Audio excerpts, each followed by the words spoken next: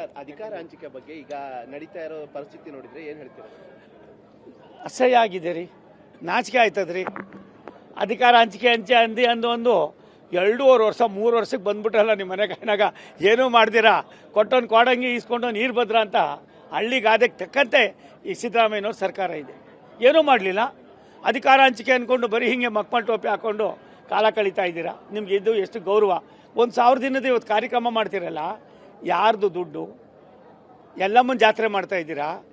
ಬಡವಾನು ಸಾಮಾನ್ಯ ಕೊಡ್ತಕ್ಕಂಥ ಟ್ಯಾಕ್ಸ್ ದುಡ್ಡನ್ನು ನೀವು ಈ ರೀತಿ ನಡ್ಕೋತಾ ಇದ್ದೀರಲ್ಲ, ಬನ್ನಿರಿ ಅಂತ ಕೇಳಿದೆ. ಭಾರತ ಸರ್ಕಾರದಲ್ಲಿ ಸನ್ಮಾನ್ಯ ನರೇಂದ್ರ ಮೋದಿಯವರ ಕಾರ್ಯವೈಖರಿ, ರಾಷ್ಟ್ರಕ್ಕೆ ಪ್ರಧಾನಿಗಳು ಕೊಡ್ತಾ ಇರ್ತಕ್ಕಂಥ ಕೊಡುಗೆ, ಅವರ ಶೈಲಿ ಯಾವ ರೀತಿ ಇದೆ ಅನ್ನೋದು ನಿನ್ನೆ ತಾನೇ ನಾವು ನೋಡಿದ್ವಿ. ತಾವು ಯಾವ್ಯಾವ ರೀತಿ ನಮ್ಮಲ್ಲಿ ಆ ಕೆಲಸಗಳು ನಡೀತಾ ಇದೆ ಅದನ್ನು ಅರ್ಥನೂ ಮಾಡ್ಕೊಳ್ತೀರಾ, ಮತ್ತೊಂದು ಮಾಡ್ದಿರಾ ಹೋಗಿ ಯಾರು ಇದು ಮೆಚ್ಚಿಕೊಳ್ಳೋದಕ್ಕೋಸ್ಕರ ಕಾಸು ಕೊಟ್ಟು ಆ ಜನ ಕೊಟ್ಟು ಎಲ್ಲ ಮಾಡಿ ಎಲ್ಲ ಒಂದು ಕಡೆ ಜನರನ್ನು ಕೂಡ ನೀವು ಮೋಸ ಮಾಡ್ತಾ ಇದ್ದೀರಿ, ರಾಜ್ಯಕ್ಕೆ ಅನ್ಯಾಯ ಮಾಡ್ತಾ ಇದ್ದೀರಿ. ಸರ್, ಇವಾಗ ಕೆಪಿಸಿಸಿ ಅಧ್ಯಕ್ಷರು ಡಿ ಕೆ ಶಿವಕುಮಾರ್ ಅವರು ಇದ್ದಾರೆ. ಅವರು ಈಗ 1000 ದಿನ ಪೂರೈಕೆ ಆಗಿದೆ, ಇನ್ನೊಂದು 1000 ದಿನ ಸಮಥಿಂಗ್, ಇನ್ನೊಂದು 2.5 ವರ್ಷ ಇದೆ. ಈಗಲಾದರೂ ಅವ್ರಿಗೆ ಅವಕಾಶ ಸಿಗುತ್ತಾ ಅಂತ? ಅಪ್ಪ, ಒಂದು ನನಗೆ ತಿಳಿಮಟ್ಟಿಗೆ ಅದು ಅವರ ಆಂತರಿಕ ವಿಚಾರ. ಆದರೆ ನಾನು ಕೂಡ, ನಮಗೂ ಅಲ್ಲಿ ಪಾರ್ಲಿಮೆಂಟ್ನಲ್ಲಿ ಅಲ್ಲಿ ಇಲ್ಲಿ ಕಾಂಗ್ರೆಸ್ ಅವರೆಲ್ಲ ಸಿಗ್ತಾರಲ್ಲ, ಎಲ್ಲರೂ ಹೇಳ್ತಾರೆ ಏನೇನು ನಡೀತು ಎತ್ತೆತ್ತು ನಡೀತು ಅಂತ. ಒಂದು ಸಂತೋಷ, ಇವರು ಈ ನಾಟಕ ಇದೆಯಲ್ಲ, ಈ ಮಕ್ಕಳ ಟೋಪಿ ನಾಟಕ, ಇದನ್ನು ನಿಲ್ಲಿಸ್ಬಿಟ್ಟು ಜನರ ಬಗ್ಗೆ ನೀವು ಸರಿಯಾದ ಸರ್ಕಾರ ಕೊಡ್ರಿ. ಇಲ್ಲದೆ ಜನ ಅದಕ್ಕೆ ಮುಂದಕ್ಕೆ ಹೋಗ್ರಿ.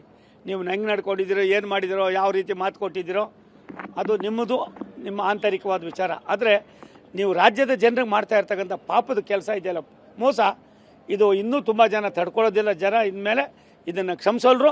ದಯಮಾಡಿ ತಾವು ಆದರೆ ಸರಿಯಾದ ಆಡಳಿತ ಕೊಡ್ರಿ. ಬಿಟ್ಕೊಡೋದೋ ಇನ್ನೊಂದು ಮಾಡೋದೋ ಅದು ನಿಮಗೆ ಸೇರಿದ್ದು. ನೀವೇನೇನು ಮಾತಾಡ್ಕೊಂಡಿದ್ದು ನಿಮ್ಗೆ ಸೇರಿದ್ದು, ನಮಗೆ ಸಂಬಂಧ ಇಲ್ಲ. ನೀವೇನು ಮಾಡಬೇಡ್ರಿ. 8 ದಿನ ಬಂದು ಭಾರತ ಸರ್ಕಾರದ ಸನ್ಮಾನ್ಯ ನರೇಂದ್ರ ಮೋದಿ ಪ್ರಧಾನಿಗಳ ಕಾರ್ಯವೈಖರಿಯನ್ನು, ಅಲ್ಲಿಯ ಕಚೇರಿಗಳನ್ನು, ಅಲ್ಲಿಯ ಅಧಿಕಾರಿಗಳ ಒಂದು ಕಾರ್ಯಶೈಲಿಯನ್ನು ನೋಡಿ, ಅದಕ್ಕಿಂತ ಹೆಚ್ಚಾಗಿ ಇಲ್ಲೂ ಕೆಲಸ ಮಾಡ್ತಕ್ಕಂಥ ಅಧಿಕಾರಿಗಳಿದ್ದಾರೆ, ಅವ್ರನ್ನೆಲ್ಲ ಬಿಗ್ಗಿಯಾಗಿ ಹಿಡಿದು ಕಟ್ಬಿಟ್ಟು ನಿಮ್ಗೆ ಏನೇನು ಬೇಕೋ ಅದನ್ನು ಎಲ್ಲೆಲ್ಲಿ ಬೇಕೋ ಅಲ್ಲಲ್ಲಿ ಮೂಟೆ ಕಟ್ಕೊಂಡು ಹೋಗ್ತಾ ಇದ್ದೀರಿ. ಇದು ನಿಮ್ಗೆ ಒಳ್ಳೆ ಮಾರ್ಗ ಅಲ್ಲ, ಒಳ್ಳೆ ಗೌರವನೂ ಅಲ್ಲ. ಸರ್, ಅಧಿಕಾರ ಹಂಚಿಕೆ ಬಗ್ಗೆ ಈಗ ನಡೀತಾ ಇರೋ ಪರಿಸ್ಥಿತಿ ನೋಡಿದ್ರೆ ಏನು ಹೇಳ್ತೀರಾ? ಅಸಹ್ಯ ಆಗಿದೆ ರೀ, ನಾಚಿಕೆ ಆಯ್ತದ್ರಿ. ಅಧಿಕಾರ ಹಂಚಿಕೆ ಅಂದು 2.5 ವರ್ಷ 3 ವರ್ಷಕ್ಕೆ ಬಂದ್ಬಿಟ್ರಲ್ಲ ನಿಮ್ಮ ಮನೆ ಕೈನಾಗ, ಏನೂ ಮಾಡ್ದಿರಾ ಕೊಟ್ಟೊಂದು ಕೊಡಂಗಿ ಈಸ್ಕೊಂಡು ನೀರು ಭದ್ರ ಅಂತ ಹಳ್ಳಿಗೆ ಅದಕ್ಕೆ ತಕ್ಕಂತೆ ಈ ಸಿದ್ದರಾಮಯ್ಯನವ್ರ ಸರ್ಕಾರ ಇದೆ. ಏನೂ ಮಾಡಲಿಲ್ಲ. ಅಧಿಕಾರ ಹಂಚಿಕೆ ಅಂದ್ಕೊಂಡು ಬರೀ ಹಿಂಗೆ ಮಕ್ಕಳ ಟೋಪಿ ಹಾಕ್ಕೊಂಡು ಕಾಲ ಕಳೀತಾ ಇದ್ದೀರಾ. ನಿಮ್ಗೆ ಇದು ಎಷ್ಟು ಗೌರವ?